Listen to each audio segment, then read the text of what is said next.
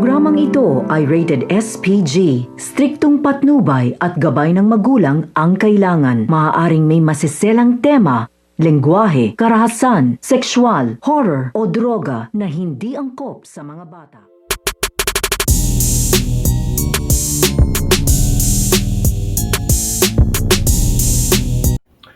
Ang bagong tutulong dito nga kay Kano Dalisay na ito nga si Diego. So ito nga si Diego ang bagong magiging kakampi nga dito nito nga ni Kano Dalisay dahil sa kanyang pag-alis dito nga sa poder nito nga ang kanyang inane ito nga si Ramona ay gamit-gamit nga niya dito ito nga kanyang tinakas na motor at mauubusan nga ito ng gasolina at sa kanyang paghinto dito nga sa isang bahay kung saan nga nakatira ito nga si Diego ay ito nga si Diego ang tutulong nga sa kanya dito. Kaya naman ay pipigilan na nga rin dito nitong Diego na umalis nga dito ito nga si Kando dahil gabi na nga daw at delikado na nga daw ito nga daw lugar kung ipagpapatuloy pa nga daw niya dito ang kanyang pagbiyahe at ino-operan nga siya dito nito nga ni Diego na dito na nga lang daw siya magpalipas ng gabi at bukas na nga daw niya ipagpatuloy nga daw dito ang kanyang lakad. Kaya ito nga si Kando ay pumayag na naman ito dito nga sa sinasabi nga sa kanya nito nga ni Diego. So ito naman si Diego at ito nga si Kando Dalisay ay magkakaroon nga dito ng magkakataon na makapag-usap nga ng masinsinan